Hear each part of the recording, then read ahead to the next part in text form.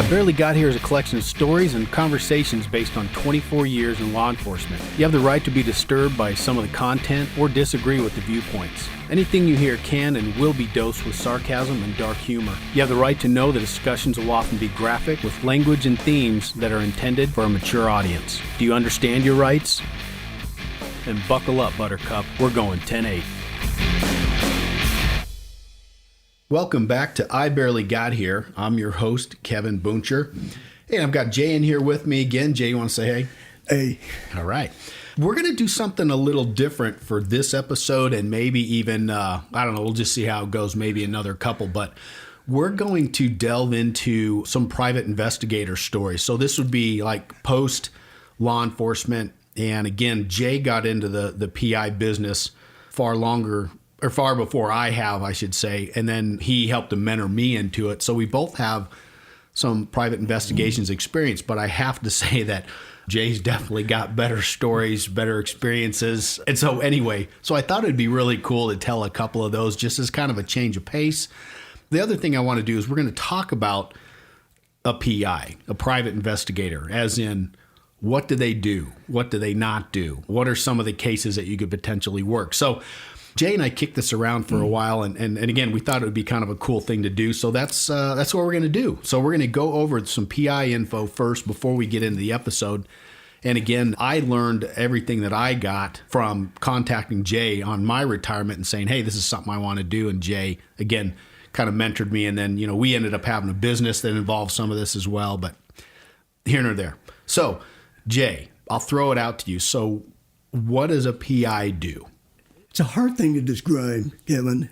You know now, I haven't been in the business for quite some time, but when I retired from law enforcement, my vision of PI work at the time was probably like a lot of your listeners. You just see what's on TV, you see a movie.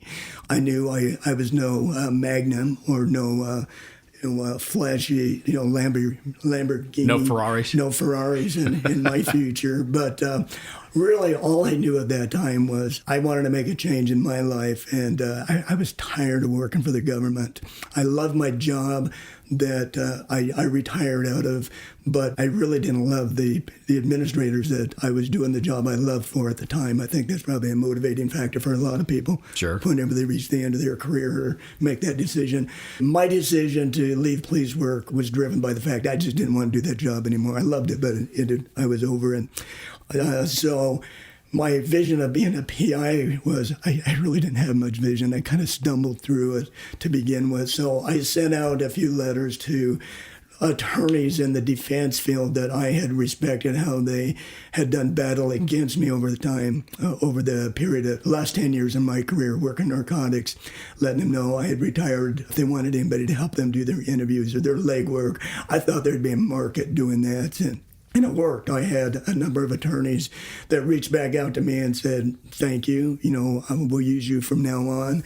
And one attorney even sent me a $500 retainer and said, I don't even know what case this is for, but you kicked my ass in court, so I want to use you from now on. Right. And he turned out to be a very good client of mine, but it took many years for him to grow into a big business. Actually, it took many years for me to get any traction anyway.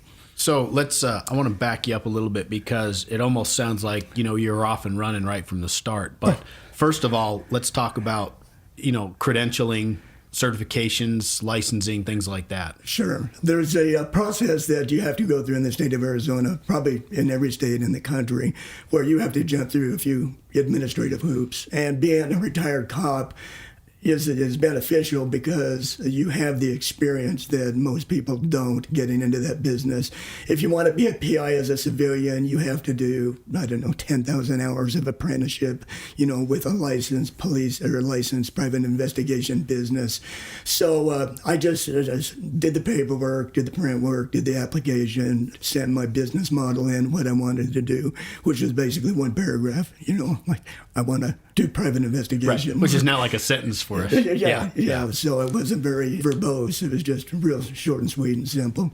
And got the approval, got the business license. So that part was pretty easy. The other, finding work was the hard part because what I failed to recognize when I was stepping into this business was everybody had survived 20 years without me. So it was pretty arrogant of me to believe that I would hit the ground running in the same capacity that I was running when I had been a police officer in a very specific area of law enforcement and was pretty proficient at that. And I knew what I was doing. Right. All right. So then you start off, and then it was, again, I don't want people to think that you just got to start off and you hit the ground running. There were some slow months. Oh, I'll be happy to share this with you because it's quite humbling. The first 6 months of my private investigation business, I made $3,000. So that was quite humbling for me. And it reached a point where, I considered taking some of those job offers at the Attorney General's office or the county attorney's office. But I was happier not working for a government agency, and I didn't want to issue subpoenas or chase people down to serve paper. That was really would be a miserable way for me to make a living. So then the second 6 months, business picked up, and I made a whole $6,000. But then every 6 months, it seemed my income would double to a point where I reached a saturation point where there was just not enough hours in the day for me to work all the work I had. And so I would either scale back on the work or start taking my rates up, an hourly rate to a rate that you never thought was possible to charge people. Right. Most of my clients at that time and over the first 5 years of the investigation business were probably law firms. Originally starting out to be defense attorneys that needed some stick handling, where there might be 10 people that they needed me to go interview and get a more complete story, because we have the luxury of being able to talk to a witness for longer than a responding officer does at a particular scene at 2 a.m. And so I would do that. And the attorneys that I worked with, some were very pro-cop, not so much pro-cop, but they weren't anti-law enforcement. Yeah. And so the ones that I found that I had a good working relationship were those that were reasonable in defending their clients and not the type of attorneys that would want to take a baseball bat to a police piñata and, just beat them up till they got some traction or made some court progress for their clients. Sure. So, over the years, Jay and I have had a lot of discussions about this. And I think one of the first things that came up when we were batting this idea around of me getting into the business was, the perception of a cop going to the dark side, as they call it, or, going to the other side of the game. I always remembered, Jay, you had a great comment on that. You said that, in a lot of these, especially criminal cases, because, again, you do civil cases, and we'll talk about some of the other stuff that we do. But, on the criminal side, probably, you get a case to review to help an attorney out. And I think your number you threw out was, 90% of these cases that these defense attorneys bring to you, you're going to look at and you're going to say, nope, the cops are good. They did everything the way they're supposed to do it. There's not much I can do for you. And then there'll be another 5 or 6% or so that you're kind of like, well, there's definitely things they could have done right, or better, I should say, but it still isn't rise to that egregious level or to a level that you could really attack, but still a case. Because again, cops make mistakes. Well, exactly. I always believed in fairness of the law. I still feel that things are not always black and white. More often than not, they're gray, and they're truth and of what happened is always somewhere in between the two. Sure. Storytellers of the story. And so that's exactly right. So, we'd have that case, which again, that would be workable business. You'd say, okay, I could help you with this case, and I feel comfortable helping you with that kind of a case. Exactly. But then there was that last 2 or 3% that, and again, I don't remember your exact quote, but it was something to the effect of, it was such an egregious case and such a obvious overreach or crime committed on behalf of the law enforcement aspect that you wouldn't care if anybody questioned you or said anything anyway. Egregious is that 1 or 2% that you're talking about is where I would be angry. Any retired police officer who reads a report in retirement can say, that's a good report, or that's all crap. Right. That couldn't have happened the way that's being described in the narrative of a report. Right. And so defense attorneys usually work in that gray area that you can navigate, and where I love to work when I ran into the occasions where you found such misstatements, mistruths, misquotes, poor behavior on the law enforcement side that I would dive right in that and do everything I could to mitigate the client's problem, but also bring it to the attention of the charging agency along the way that this person's behavior was out of line. Or sometimes it could be a policy issue. Sometimes it could be a procedure issue. I mean, there's been a couple of cases I can think of where, like you're saying, you would actually go to the agency and go, look, hey, I helped out with this case and it didn't go well for you, and here's one thing you guys might want to take a look at. Right. And fortunately, the way that I have been able to do my business and conduct, I guess, an adversarial relationship with agencies in the state of Arizona is I haven't offended the agencies in the way that I have represented my position in any given matter when I was working the other side of the court with them. At first, you're right, people thought you were black. I mean, I was blackballed. They thought you went to the dark side.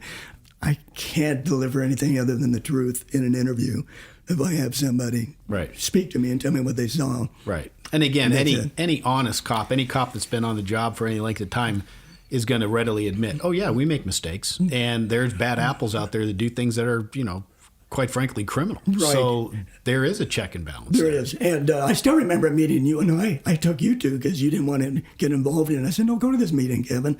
And it involved Phoenix PD, where the person was accusing some racial bias against the department. Yep. And so we sat with the attorney and his paralegal. We heard their story, and I told the paralegal, we bid the case. I think I bid him, that's going to cost you somewhere between $5,000 and $10,000 to do the work, but there's 95% chance you're flushing your money down the toilet. Right. And his comment to us was, I'd rather spend $5,000 or $10,000 now to know I don't have a case than discover I didn't have the case I thought I had when I'm into it for $50,000. Right. So we have a benefit in bringing them the honest truth of whatever case they're looking at, because more often than not, their clients are lying to them in their office, much like we had people lie to us in the street. All the time. Yeah. Yeah. And especially when you're in trouble, everybody misrepresents.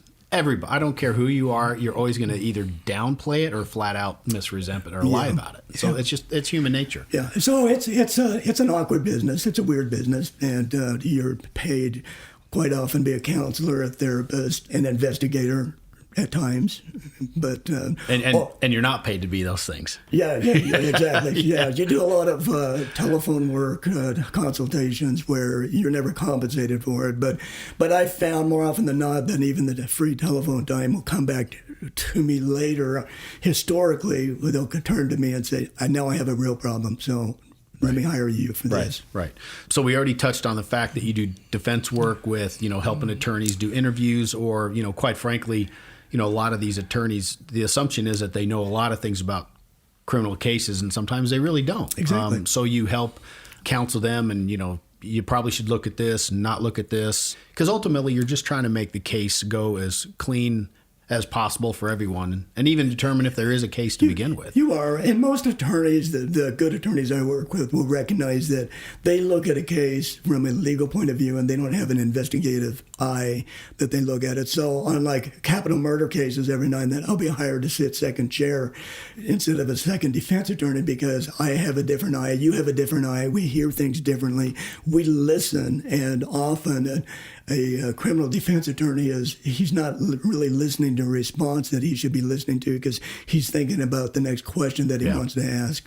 So we just bring a different skill set to the table. Yeah, a different viewpoint, and a lot of times I think a more realistic, real world viewpoint from the prosecutorial aspect and some of those other things too. Exactly. And often I'll get hired just to have the, come to Jesus talk with a client to explain to them that, no, your attorney's not lying to you. You should accept this plea, because if you don't, here's what's going to happen. Right. So okay. So what are some of the other things that we've done? We haven't done as much surveillance as what people think PIs do. Surveillance is a very expensive proposition in the civilian world. It's very hourly labor intensive and manpower driven. And so when people ask me to do surveillance, I dissuade everybody. I talk them out of doing it. They're wasting their money. If they want me to follow a cheating spouse around, with the exception of one or two times over the course of my private career, I've turned all those down. And the ones that I have accepted, sometimes the big money you accept for this brilliant case you think you're taking turns out to be bad money. Not bad like it was illegal money. It was just like a black hole that kind of sucks the life out of you because you're then drug into their marital problems. And it's kind of an issue. But every now and then you have a big one that comes along with a high-end client that they are pot committed to having somebody follow it for 24 hours or 18 hours. So you and I have shared this opinion. We're not going to hire somebody off the street or somebody who's a security guard. We're only going to retain people to work on those cases with us that have a police background that we know is grounded in surveillance. And so we pay them accordingly. Yeah. And that's the thing I want to reiterate that Jay said is that stuff is expensive. Very expensive. And I don't like, I mean, I'm like Jay. I don't take the cheating spouse cases anyway. Quite frankly, a lot of times those folks just don't have much money to pay for you anyway. Once you start, putting numbers to what a surveillance really costs. Right, and I'm sure during your conversations with them, you're convincing them, like, spend your money on counseling, a U-Haul, a divorce attorney, a deposit somewhere else. Well, again, because every time that they suspect it, have you ever had a client call you back and said, hey, you know what? That wasn't happening. No. Never. No, because Never. a spouse is a better barometer of fidelity than you or I will be of their spouse. Exactly. Anyway, but we digress a little bit. But yeah, so surveillance is super expensive. It's great for TV and entertainment because especially like a good mobile surveillance is great entertainment, but it's really misrepresented in the media. It's very tedious. It's boring. It's expensive. You can't do a one-person mobile surveillance and follow another car around any kind of city for any amount of time. Right. Really, it's almost impossible. Yeah.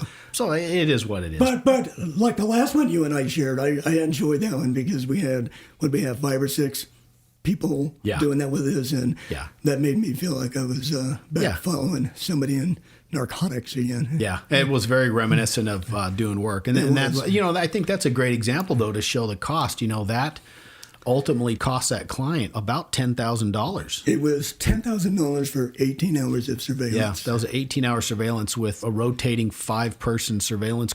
Now, the thing we can tell you is that we didn't lose that person for the entire day. I mean, we basically were able to keep them within sight, with the exception of maybe a 30-minute block of time. Right. And then the vehicle was found again. The person was found again. But ultimately also, it didn't reflect well for the client. We proved that she had a good ex-husband that was caring for the child as he should have. Right.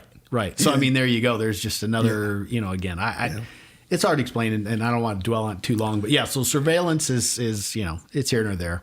What else do we do? What else comes to mind?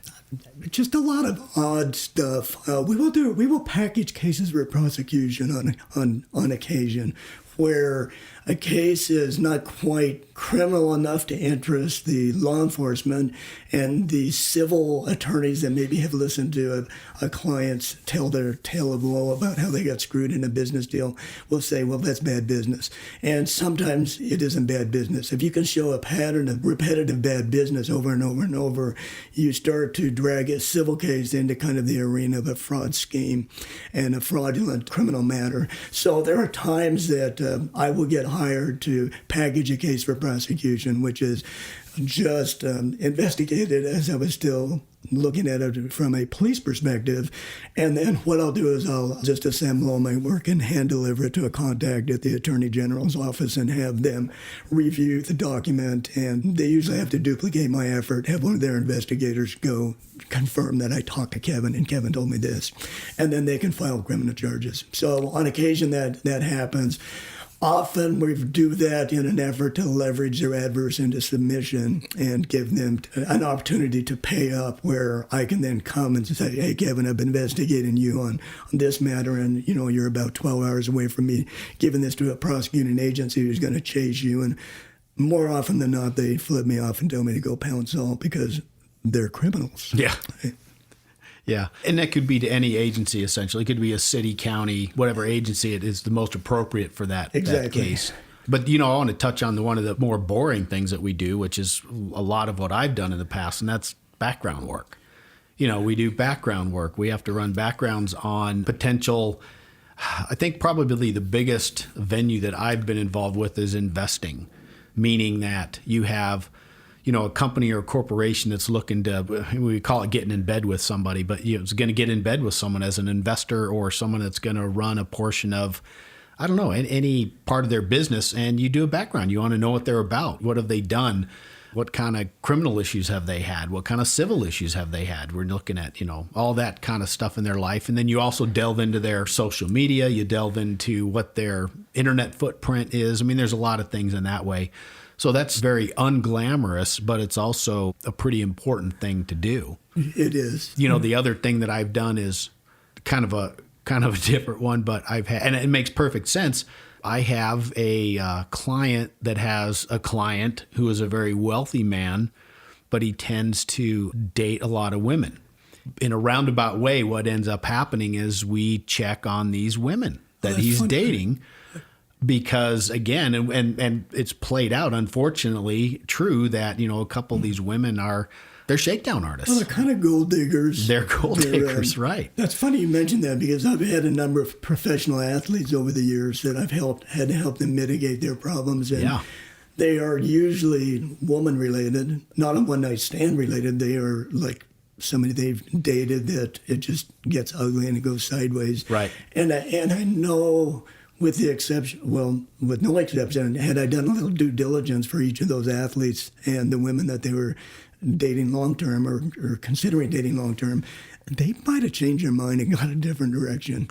Yeah, we could have helped them avoid a big problem. Yeah, the same with venture capital investments. A lot of professional athletes and a lot of my high-end clients and a lot of dentists, for some reason, that have come to me that are very smart men and women that are smart within their realm of the mouth, but maybe not very business savvy out there. And I've seen a lot of them make really poor business decisions and partnerships, allowing somebody to come over and take over the business end of running their business, and they can just fill teeth and do a root canal. And part of the reason that guys like Jay and I do so well with this type of business is because we came from a business where you didn't trust anybody.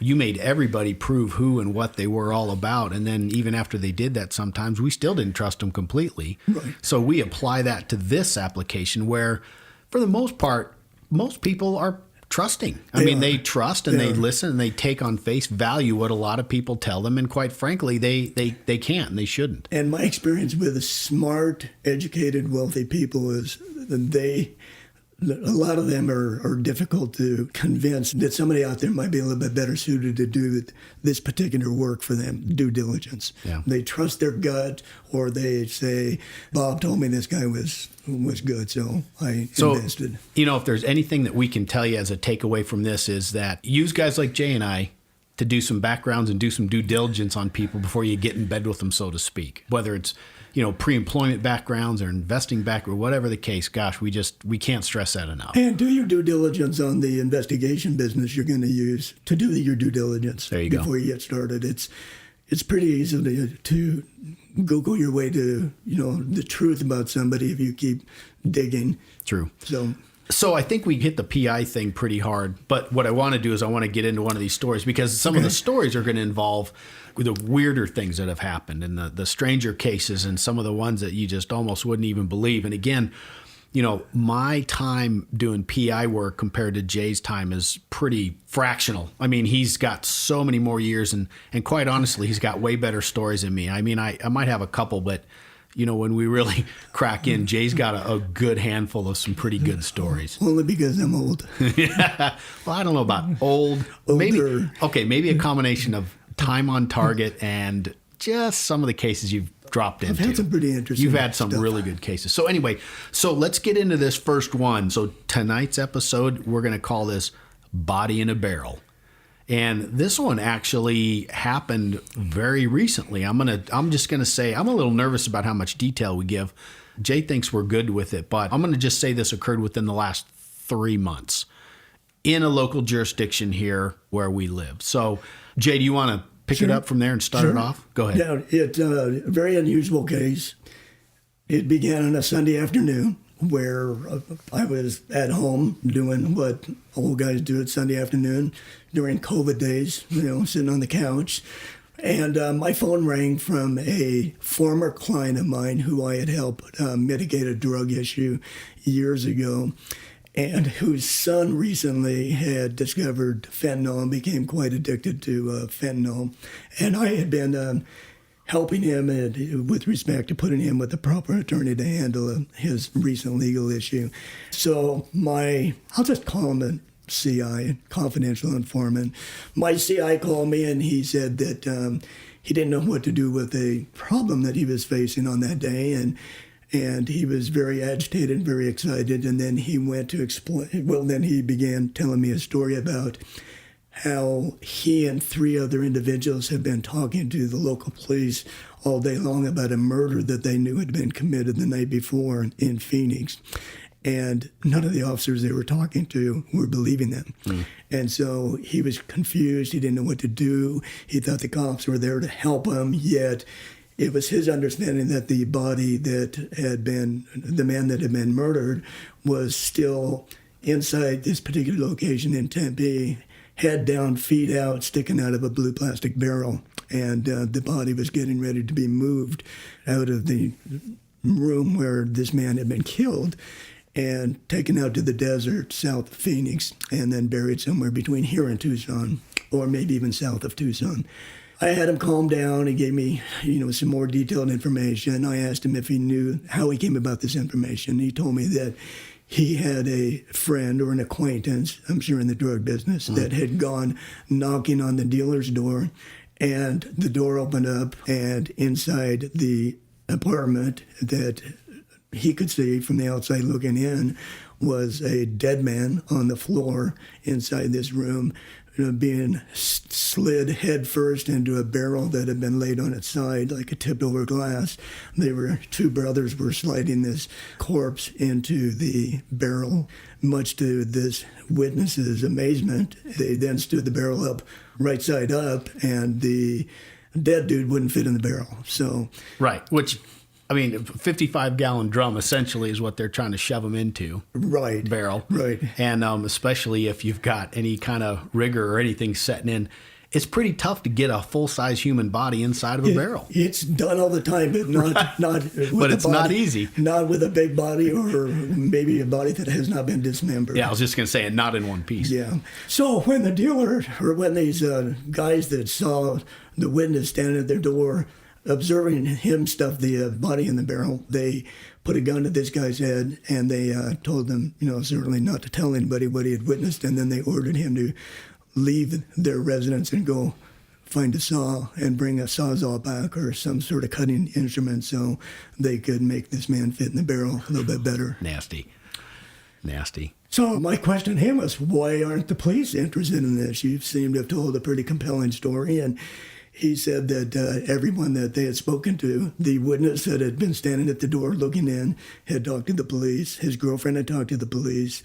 Apparently the dead dude's mother had found out about this story. She had been calling the police, and my confidential informant had been talking to the police, and they were 4 for 4. Nobody was believing them because it was just such a fantastical story they were spinning that they figured it was just all BS. Yeah, which, I mean, I guess I don't want to poo-poo the story, but at the same time, that does happen.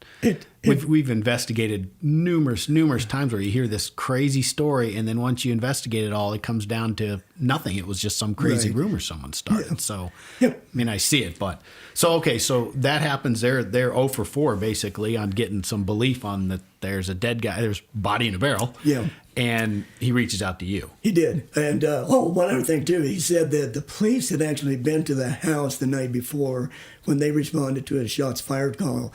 And the police had been standing out front talking to one of the suspects in this case when the guy was still inside dead. Bleeding out. 15 minutes previously, or prior to their responding, he'd been shot in the head and was dead on the floor. Right. Which, I mean, again, I guess just to give it context, you go, same thing.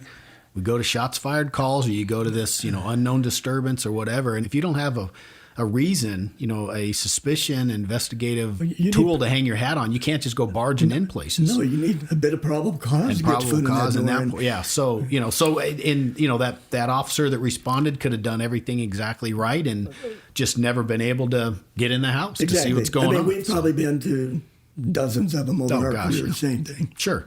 So anyway, I took as much information from him. I asked if the witness was still in the area, and he told me he was hiding around the corner. He knew where to go find him. They gave me kind of the cross streets where this had occurred. I actually asked my informant if he had enough information where he could drive by the house and give me a picture or a video, so I'd have a little bit more, because my intention at that point was to get on the telephone and start working my contacts, which have been increasingly fewer over the years. The longer you're retired, the fewer contacts you have in the business that you can reach out to. So I gave him some homework to go do while I hung up and got on the phone. So I made a couple calls to some Phoenix guys that I knew who I couldn't reach. And then I think you were the second or third call, Kevin, that I made that day, because I knew you had more current contacts than I had. And so I don't remember what I told you other than... What did I tell you? Well, it was funny. I mean, same thing. Sunday afternoon, I don't recall what I was doing, but you called. There was like a little bit of small, like usual. Hey, how you doing? Blah, blah. And then the only thing I remember is you go, well, I got a body in a barrel. I got something weird going on here kind of thing. And I just kind of chuckled like, what in the hell are you talking about, Jay? And so, then Jay explains part of the story and explains the fact that, these people, I feel this is credible. This guy's, I've validated this guy in the past. I feel his info's credible. And then obviously I know Jay, so I know Jay's credible.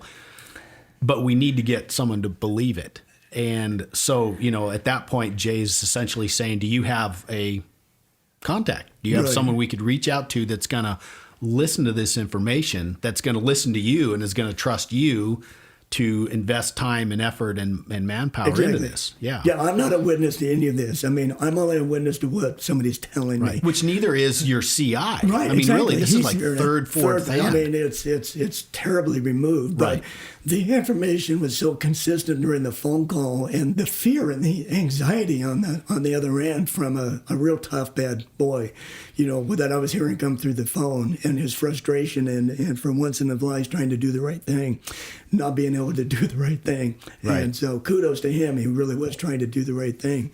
But he had no... struggling. Yeah, he wasn't getting there. Yeah, exactly. He was struggling. So, and it comes back to, I don't remember when, but, you talk about confidential informants and people in general, and you talk about, are they reliable? And at some point in certifying whether a confidential informant can rise to a legal level, he'd worked with this guy for years. I had. Years. And I was trying to give him homework that he could do to make himself a little more reliable to whoever I would hopefully be talking to later on in the day. Right. So that was where we were at. So essentially it was, okay, I'm going to, Jay was going to keep making calls, and then I would start making calls. And then from my perspective, I reached out to a couple of my buddies back at Tempe, and actually reached out to a Phoenix guy. So I kind of had 3 reach outs going at the same time. And basically, especially on a Sunday afternoon, you're just going to see who gets back to you. One guy got back from Tempe and said, hey, I think you ought to reach out to this other guy who works with some people in that jurisdiction, da-da-da. One of my Phoenix guys got back to me and said, hey, yeah, you need to get a hold of this guy. Well, long story short, essentially, one of my old Tempe guys gave me a contact, a Phoenix sergeant, that basically would do stuff like this. This was part of their job assignment. Got a hold of him, explained a short portion of what it was. Being vouched for is the critical piece of this. You got to be vouched for. You can't just call these guys, especially guys, these aren't uniformed guys working the street. These are guys that do stuff like that Jay and I used to do, and our guys. You're kind of removed, and, credibility, being reliable, being vouched for is key. Exactly, and they're not responding on a barking dog call. Right. I mean, they understand they're going to have to call, pick up the bad phone and call a bunch of people out. It's going to be very labor intensive on their end. It's a huge spool up of resources. Exactly. And quite frankly, it's expensive. When you're a supervisor you should in any government position, I wish more were, but you have to be fiscally responsible. You can't just, throw 20 guys on overtime at a problem if it's not something that's credible. Because again, you're into the thousands and thousands of dollars when you start these things up. So, establishing the credibility, being vouched for, blah, blah, blah. Anyway, so I'm going on tangent. But so this Phoenix person got enough information from me, felt that it was credible enough, and said, give me your guy. So I said, here's Jay. And so Jay And this Phoenix sergeant spoke directly and basically connected the dots. We did. And what you just described in 2 minutes probably spanned maybe 30 or 40 minutes, because it took a while for the phone tree to work properly and before this Phoenix sergeant called me back. And during that 30, 40 minutes, I kept tasking out my informant with assignments, So by the time the sergeant called me back, I had been able to move from my couch to my office, and I had a street image of the crime scene location. I had the address of the murder. I had a picture of the house. I had video shot in front of the house my boy gave me. And then I was able to give the name and phone numbers of both the suspects in this particular case. And then I was also able to conduct a quick telephone interview of the witness who was standing at the door and witnessed the body going into the barrel. My informant knew where he was hiding in the neighborhood, and I said, go find him. Get him in the car with you. Yeah. Let's just preserve him. Let's let him not go away. At least if nothing else, if we are able to get somebody in law enforcement to interview him, we've got him contained. And then I went ahead and banged out a quick interview with him just to make sure I wasn't wasting anybody else's time and to hear that the story was consistent, and it was very consistent with just a few minor changes, which is good. And normal. Very normal. Yeah, every time someone tells somebody else's story, there's always something. And completely. And witnesses sometimes are very poor at giving the exact, replication or narration of what they saw. Yeah. This man remembers what he saw, right, because it was the only time he's ever seen a body being stuffed in a barrel. I've never seen that happen. No, I haven't either. Yeah. So, and the other thing that I think is really interesting about all of this is, Jay and I are just in a weird place. I mean, we're kind of conducting ourselves like we're law enforcement, but we're not law enforcement anymore. And, take this back when both of us were on the job. It would be a much more straightforward, simple process. I mean, as a supervisor, one of my guys would, let's just say it was Jay. Jay would call me and go, hey, I got this CI. He's giving me this info. I think it's credible. It's this, it's that, the other thing. And I'd go, okay. And I'd basically start calling people out and saying, listen, we got work to do. We're going to do this, X, Y, and Z. But the position that we're in with this is just so it's odd. It's really odd. It's just awkward. Yeah. It's odd and awkward because I don't know. I will not know whoever's going to be calling me. I assume somebody's going to be calling me at some point because this is an important case. But I don't know who that is, so I will be introducing myself and convincing them that this really has occurred, and these are the reasons why, and here's the information I'm going to give you. And that's why I was working so hard to be able to give them as much as I possibly could. I even had the vehicle description that they were going to be putting the barrel in and the direction of travel that they were going to be going. To get rid of it. To get rid of it. So when the Phoenix sergeant called me back, I did the preliminary, hi, I'm Jay, blah, blah, blah, and I didn't go into my work history or anything. Here's what I have. He laughed at me appropriately because by this time I'd heard it. I had a mental image of what I was describing, and he and I were thinking the exact same thing. And I go, I'll bet you're thinking about a scene in that movie Fargo. He goes, the chippy? And I go, that's exactly what I'm thinking of. When, they put him in the chippy, because it was just a grotesque scene that was being, probably had already started to be dismembered if they were talking about putting the barrel, and the barrel was going to be mobile. So I was pressing on him to, I was acknowledging his giggling, thinking it was a bullshit story, but I was convincing him it was a real story, and these are the reasons why he ultimately agreed that it was worth calling some people out. Yeah, which again, I mean, just to get to that point is quite a task, and you got to be vouched for, and you got to have, credibility. And the guy was dead, but the guy was getting ready to be moved, right. So that was my concern. Right. I did not want the body to go out. I mean, the Arizona desert. It's the desert, and there's a bunch of them out there. Yeah. And the other thing that, I guess from the supervisor perspective, the thing that always gets me with PI work, you can't make anybody do anything. Like when you're a cop, if you tell people to do something and they don't do it, well, we make them do it. Right. Well, from the PI perspective, we can't make anyone do anything. You can have a client and they have this happen, and you can really, really strongly recommend that they do X, Y, and Z, but ultimately they don't have to do what you say. Absolutely nothing. In this case, I was kind of frustrated because I didn't sense the seriousness on the other end of the phone. Urgency. The urgency. That's a good. Yeah, I was searching for urgency. I didn't sense that he found this nearly as urgent as I did. And so I kept telling him, listen, you got to call Border Patrol because if this car is going south, you can get to Mexico in no time at all. Get a hold of Tucson, get a hold of DPS. So I was telling him what I thought needed to be done even before he called his detective, because his detective's going to be investigating a murder that's already committed. The guy's dead. We just want to make sure the body's recovered and, Right.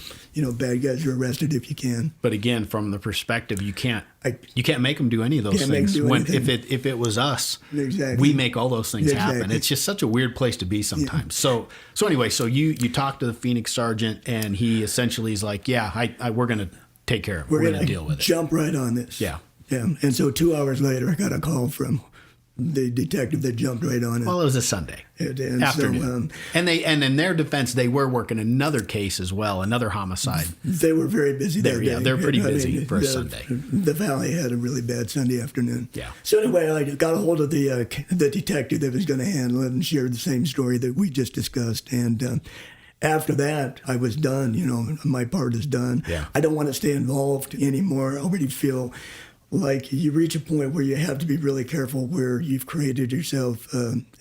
You've talked your way into court and to be a witness. And by telling this on the podcast, if somebody ever matched up the two, that's fine. I would be happy sharing, in court of what I need to, because everything I'm telling you is what happened. Yeah. So that isn't an issue, but you want to be careful that you don't get too deep into the weeds. Yeah, you never want to over-involve in any of it. And again, the bottom line is you're not getting paid for any of this. It's Right. basically you're doing it as, Yeah. what you should do, which I totally see that. But at the same time, you don't want to start spending time, going through processes that are unnecessary. No. So I think about 3:30 or 4 in the afternoon, I was done talking with the Phoenix detective, and I was done. I went back to my COVID couch and resumed the ball game. Even sooner before that, I was done with my involvement because I passed that on, and Jay was like, I said, give me a call if you need anything else. And that was pretty much it. So what happened after we basically finished? Well, my phone got burned up all night by my original source of information. The informant kept... CI. Yeah, the CI kept calling me and, what's happening? And I didn't know anything. So I actually stayed up to about 11 o'clock because I thought that Phoenix PD would reach back out to me if they had any movement on the case one way or the other. And about 11 o'clock, I went to bed and then got up next morning and checked my phone, and I had an interesting text from the Phoenix sergeant that came in about 1:30 that morning, and it read something to the effect like, we got into the house at 1 this morning and found the guy still in the barrel. Body in the barrel. Body in the barrel and the legs hanging out. They hadn't had a chance to take a saw to him yet. So they recovered the body, made some arrests. So that was good. That was a good thing. So it basically worked out the way it's supposed to. Worked out great. On another note, it was even funnier because my informant knew, in the middle of the night that this had happened to. There's this, rumor mill in that in that world that is quicker than any telephone, and so they knew, or he knew that they had already been recovered and people had been arrested. So when we spoke the next day, it was kind of interesting because he was happy. He was so happy that this thing had been resolved, and this is kind of a bad boy who's led a bad life, and for just a tiny brief moment, he felt good about doing the right thing. He was on the right side of an issue For once. For once, and he goes, I feel weird. I go, well, that's a good feeling. Enjoy it. You did a good thing last night, so I was happy for him that he at least got to experience that emotion that he never gets. And it lasted about an hour till they called me back to see if there was a reward. Right. So Well, I don't think it was a life-changing event, but he had a moment of clarity. Yeah, it was good for him. It was. Yeah, and I think from my side, I think the only thing that I got was I got a couple of text messages from a couple of guys that I had reached out that they had also heard. There's the law enforcement grapevine side, and then there's the bad guy grapevine, and they both move pretty quick. They do. The cop side, they had heard that it had, we had contacted the right people, they'd done the right things, and everything had come through, and they were like, hey, good job. appreciate you and Jay's help with this or whatever. Yeah, it was a good case. Yeah. I mean, it was interesting, but I think it was just a crazy example of how, once in a while you just get kind of pulled back in. Look at this. Quite frankly, you could have very easily said, you know what, I'm not the cops anymore. So here's a number for someone. You call this person, and you could have kind of washed your hands of it, but I think you saw it for what it was, and you felt, a moral duty to do what you did. Yeah. I mean, they talked to 4 cops before they called me, and Right. a 5th cop had been out there the night before, and so they had exhausted everything they could do, and it didn't change the fact they still had a body in a barrel. Right. And they were getting ready to dispose them. So, But too. I mean, I can recall being a uniform guy and having some tweaker come up to you at 2 a.m. and start rambling on about a dead body in a somewhere. How many? Yeah, we've had that happen numerous times. Absolutely. And, a lot of times you're just like, consider the source, consider everything else.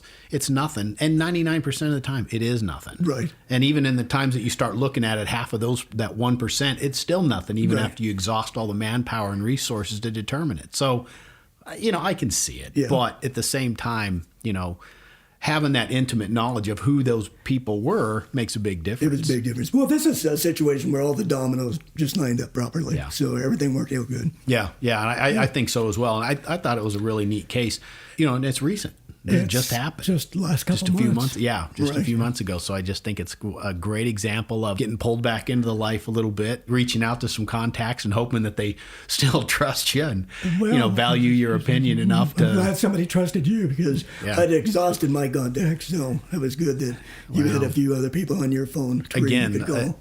just such a difference in time gone. At least it hasn't been as long. And and Jay says that you start losing contacts. Well, it's not even so much you lose contacts; it's those contacts retire as well. They do. And so they're not connected to the law enforcement agency that you need anymore. And luckily, most of these are guys that I used to supervise, and now they're supervisors themselves. And I still maintain a relationship, and thank God they still think enough of me to listen to when I bug them once in a Yeah, while. well. That it worked out in this situation. Yeah, this one worked out good. Was there anything else after that? Any other follow-up or anything else you heard? No, that's it. I mean, last I talked to anybody from the agency that investigated it, was they confirmed through a text that they found. I haven't even had a telephone call with them after that. So, But that's pretty normal too. It is. I mean, that's they- law enforcement. they've moved on to another body Yeah, somewhere. job's done, and they've Yeah. probably done 10 cases since, within the next week. So. Easily. Well, that's a good case. I like that one. I think that's really interesting. And I think I like kind of the, the overview of what a PI really does and doesn't, for that matter. So I think this is a great episode. Well, thanks for having me. Happy to So, share. with that, I'm going to close this episode of I Barely Got Here. Thanks again, guys, for listening. And if you like the show, please subscribe and post a review. And you can also ask your friends to give it a listen. If you have a question or comment, you can shoot me an email anytime at ibarelygodhere@gmail.com. And you can also follow me on Instagram and Facebook. So with that, Sam42 and King 410. are going to be 10-7.